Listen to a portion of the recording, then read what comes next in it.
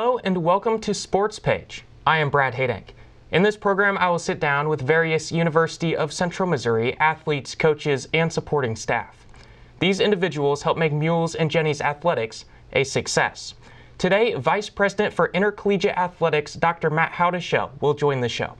This is Sportspage.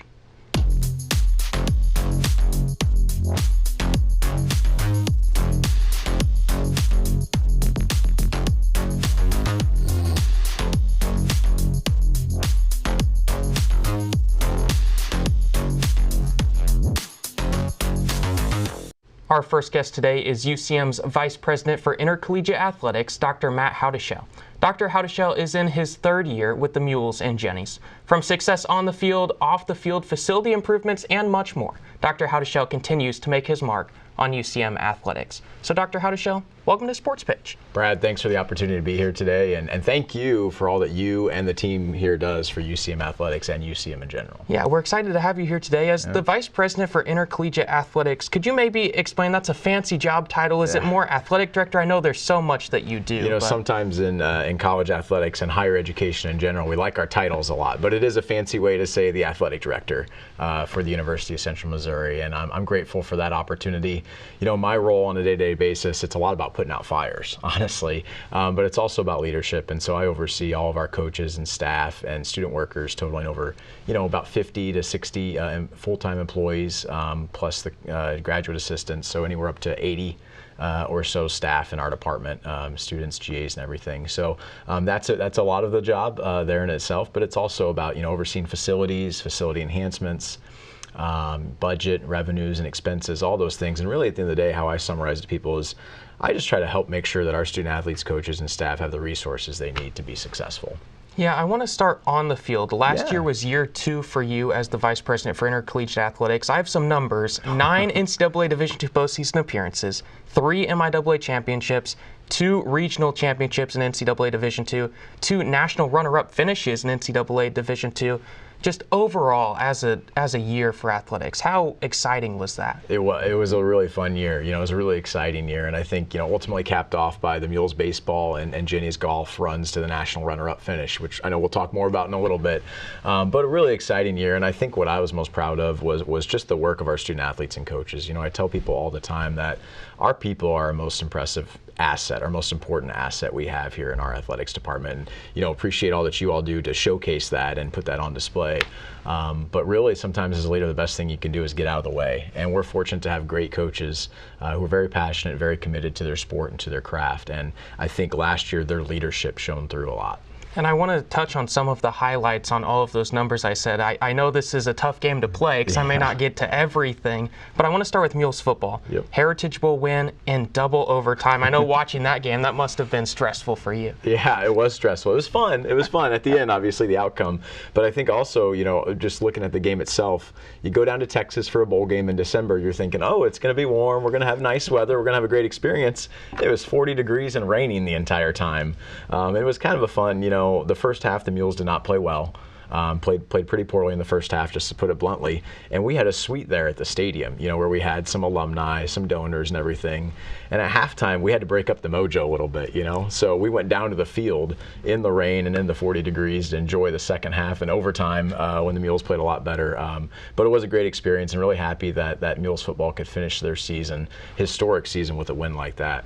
You know, one of the stats, Brad, that I like to brag on Mules football about is over the last 2 years, it's been one of the most successful 2-year stretches in the history of Mules football.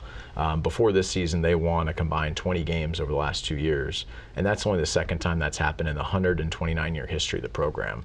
And so obviously that speaks to the impact that Coach Lamberson and Zach Zabrowski had on the program. Yeah, I wanted to ask you about Zach Zabrowski. 2 years in a row, he was the Harlan Hill Award winner. For those who may not know, that's the Heisman Award of Division II. Could you take me through the impact that Zach Zabrowski had on this program? Well, I think, Brad, you know, we're still figuring that out. out, right? We're going to see the future generations of Mules football student athletes and see the recruits that we're able to attract to the program because of the impact Zach had. There's no underestimating that, you know. I think, you know, sometimes we took his skills for granted, you know, when he was here, and the magic he had running around in the backfield before he would find someone wide open 40 yards downfield magically, you know, or whatever.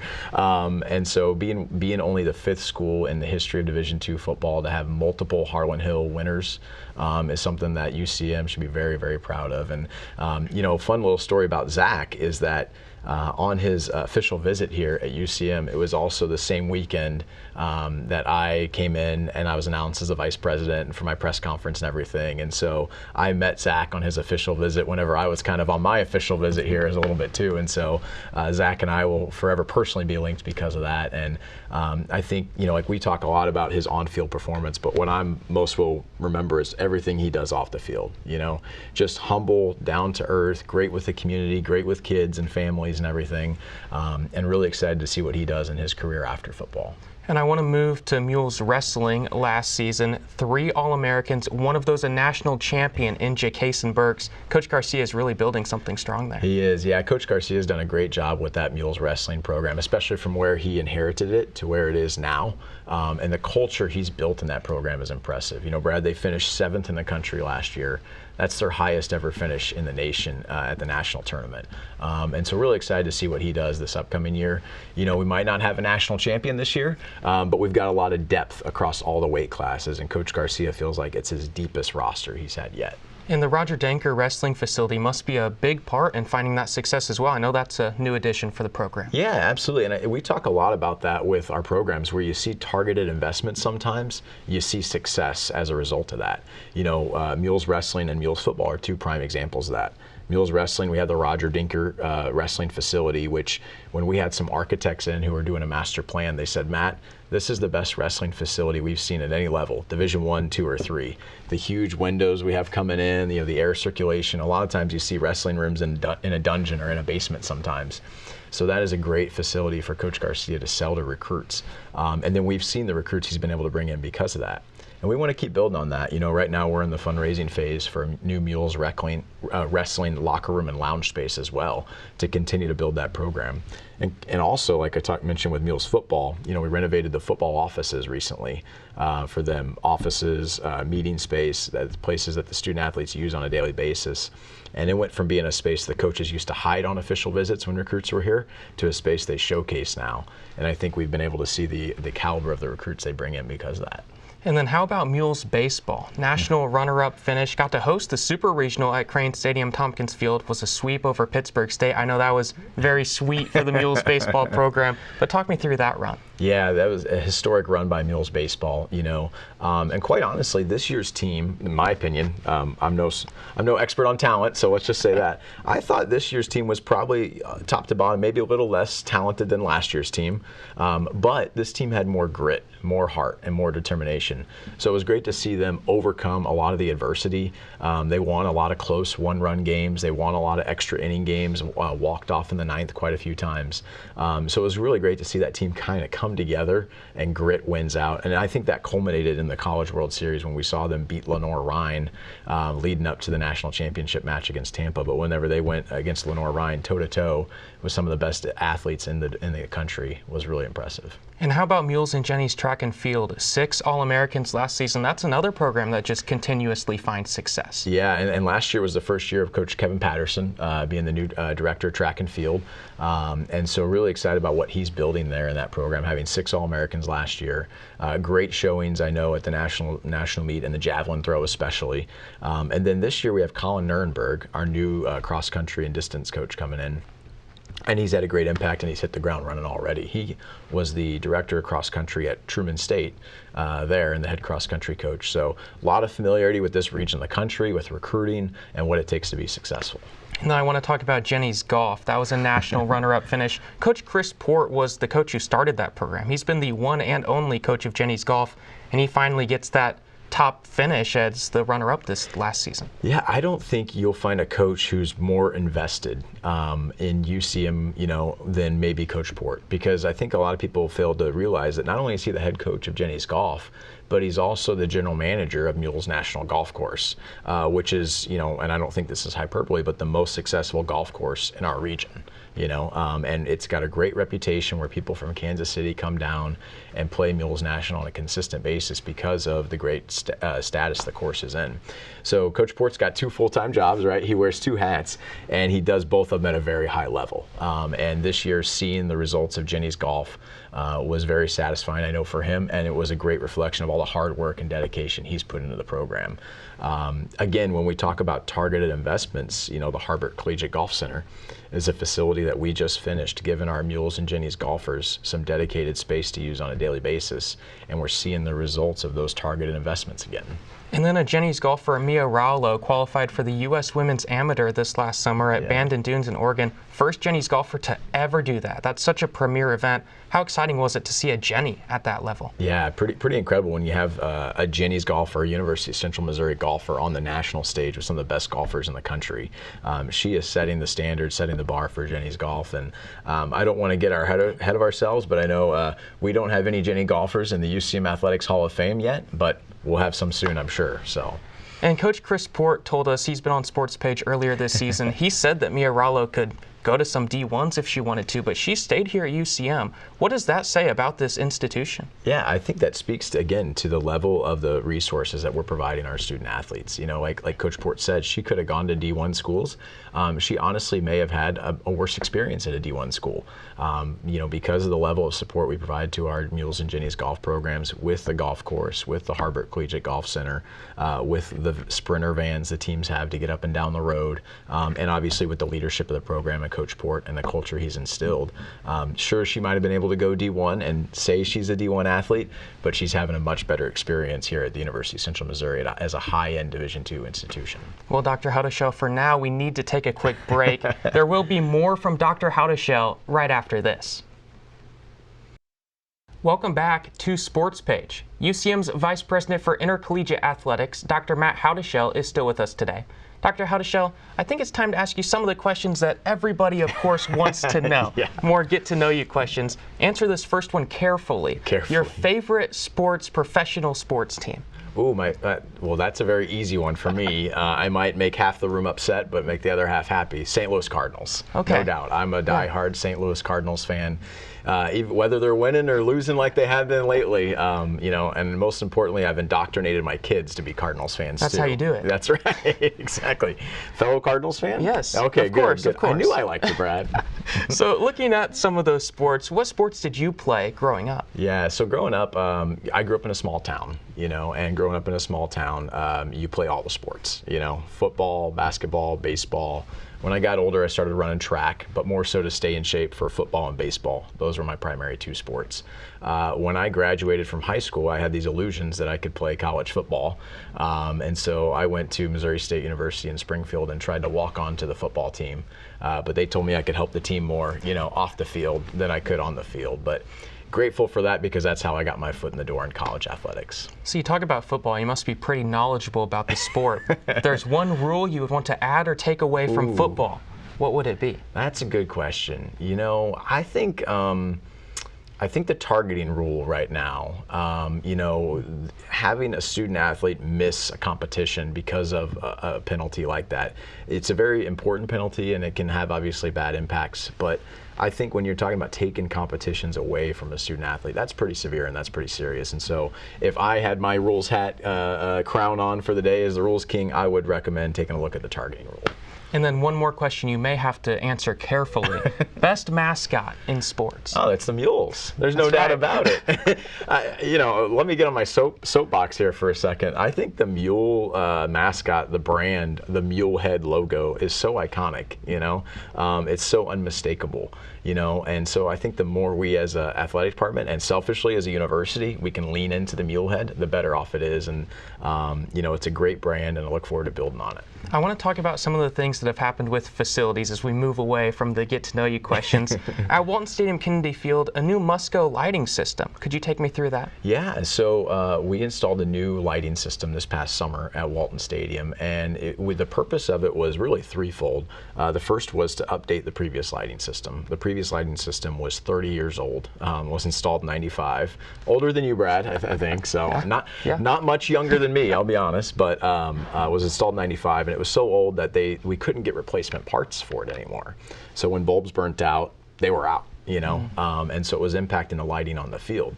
Well, and then the second phase of replacing those lightings was look for a more energy efficient solution. And so the current system that it saves about $10,000 a year in energy costs. So over the span of the lights, which is about a 10-year span, we project that we'll save about $100,000 in energy costs. And then finally was the fan experience. Being able to do some of those fun things with the LED lights where you can turn them off instantaneously, flash them after touchdowns, field goals, all that kind of stuff, really impacts and enhances the fan experience. And I saw that at the Thursday night game against Colorado State Pueblo, but also we saw a fireworks show after the game. That was the first time I've at least seen that happen here at UCM. How did that come about? Yeah, there was that was many months in the making to get that done. A lot of red tape that our team had to work through, and I specifically want to recognize Joe Tente and Ben Remulis on our team, who worked with our campus partners, our community partners, to successfully navigate all the approvals we had to get for that fireworks display. Originally, we had tried to do it in the spring after a baseball game, after a Friday night baseball game. There was some weather issues with it. There was some final, approvals we had to get that didn't come through in time as well. So we punted on it, and I think it worked out pretty well. And we look forward to doing more of those next year. With the lights we have at Walton Stadium, we're looking at hosting more night games next year, especially earlier in the year when it's hot and people don't want to sit in the stands during a 97-degree Saturday afternoon. So. Yeah, and I hear Jenny's softball to move to that. I hear they're getting some new turf. Yeah, so Jenny's softball turf has been installed there. The turf is a requirement in order to host postseason events, both MIAA and NCAA. And so now that we have the infield turf installed there, we at least have the minimums to meet those and give our Jenny's softball the opportunities to host those postseason events. And we're looking at doing more in the near future to turf the outfield as well. And another new thing I've seen is the Central Stable Collective. It's an NIL thing. Could you take me through that? Yeah, so NIL stands for name, image, and likeness. And so in all levels of college athletics right now, student athletes can benefit from their name, image, and likeness. This was a rule change about 3 or 4 years ago that NCAA implemented. Now the rules of how they can do that is different between Division I, II, and III. And specifically at Division II, NIL opportunities have to remain outside of the athletic department. I can't be involved, our coaches can't be involved. So we're very fortunate that we have a group of passionate alumni who are committed to UCM, and they helped start the Central Stable Collective, which is our third-party name, image, and likeness partner. They partner with our student athletes to help them generate money, generate revenue off their name, image, and likeness. They've done different things from social media posts to promote the collective or promote local businesses. They've done different things for autograph signings. And then also, most recently, we partnered with a private label distillery to craft a co-branded whiskey, bourbon, Fighting Mules Bourbon. And so a portion of the sales of every bottle that's sold comes back to the Central Stable Collective to support our student athletes in NIL. And I want to get to this season now, some fall athletics. I know postseason is coming up for some sports. What is there to look forward to for Mules fans? In the fall? Yes. Yeah, we'll start with the fall here first. So right now, Mules football has senior day this upcoming Saturday against Pitt State. Very big game. Still have a chance to finish second in the MIAA this year, even after some earlier losses in the MIAA schedule. So, and anytime you got the Gorillas on campus, you wanna beat them. So we look forward to that. Jenny's soccer, is going to be hosting the first round of the MIAA tournament on campus, and then participating in the MIAA tournament if we win that match. Should we win that? I don't want to get ahead of ourselves yet, but should we win that match, we'll be participating in the MIAA tournament next week in Wichita. And then obviously NCAA postseason, hopefully after that. They've got a great chance based on their strength of schedule and the wins and losses they've had so far. Jenny's volleyball is kind of on the brink right now of NCAA postseason. I think they might be on the outside looking in and need to have a strong showing at the MIAA tournament. But nonetheless, Coach Caitlin Peterson's done a great job rebounding from last year. Tough season last year after they lost a lot of leadership from the 23 team, but she's rebuilt the roster and is moving in the right direction now. So really excited about that. But we're also kind of in that unique phase right now of crossover season, which I think you might be alluding to, where the fall sports are winding down and the winter sports are ramping up. And so really excited about Mules and Jenny's basketball this upcoming winter. Mules basketball has a lot of new faces on the roster, but last year they were a really great defensive team, but they had some struggles scoring points. So they brought in a lot of great athleticism and talent on the offensive end, and really looking forward to seeing what they do this winter, and I think Mules fans will as well. And then Jenny's basketball was kind of the opposite, right? They could score points, but they couldn't play defense that well. And so they've got 4 starters returning off last year's squad. And I know Coach Dave Schleifer's had a big emphasis on defense this offseason and brought in some pieces to supplement the 4 starters that are returning. And I want to ask you about basketball, the MIAA tournament at the Municipal Auditorium in Kansas City. That's such a big premier event, especially for the MIAA. How do you view that tournament? Yeah, it's a great tournament. I think I'm biased, obviously, but I think in all of Division II, it's the best conference tournament experience.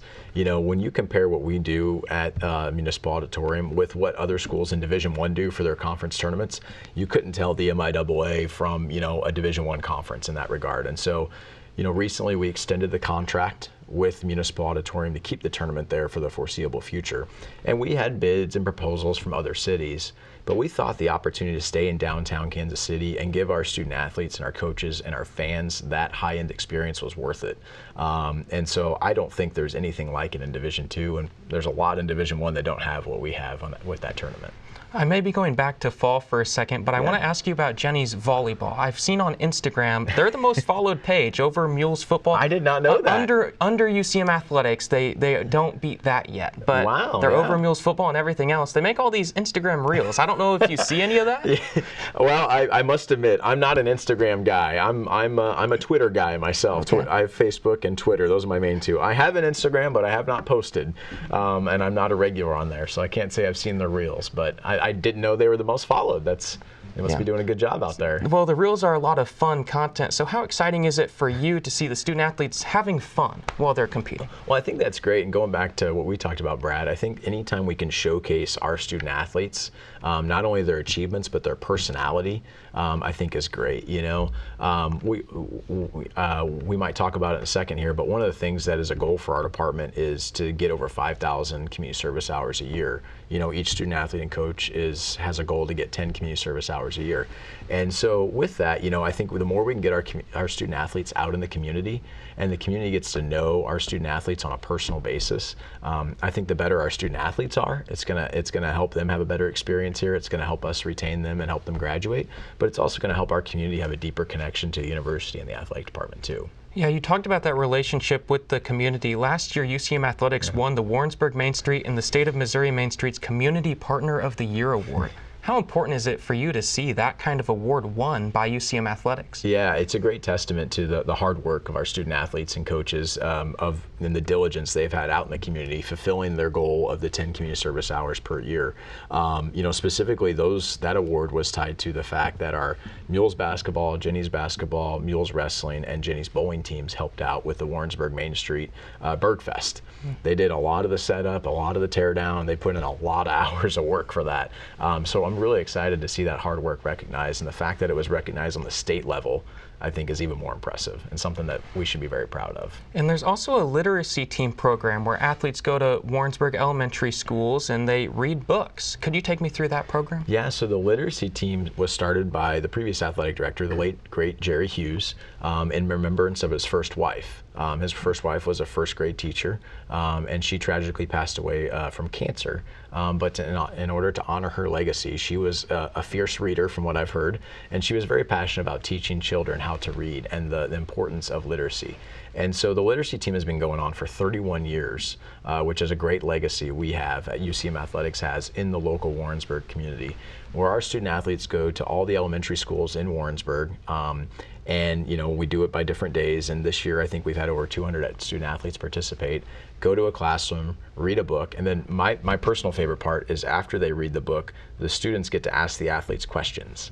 And it's really interesting to hear what goes through the mind of a 5, 6, 7, 8, or 9-year-old sometimes. I hear it every night at home, but it's great to see the student athletes react to it and think about some of those questions. But it's a great legacy, and we're very fortunate to have that. And we look forward to expanding it this spring.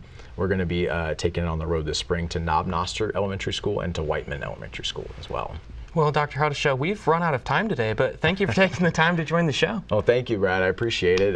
The time has flown by talking to you, so thank you very much for all you do. Yes. Well, that is all of the time we have for this episode today. I'd like to thank our guest, Dr. Howdeshell, for joining me, the Vice President for Intercollegiate Athletics. I am Brad Hadank, and thank you for watching Sports Page.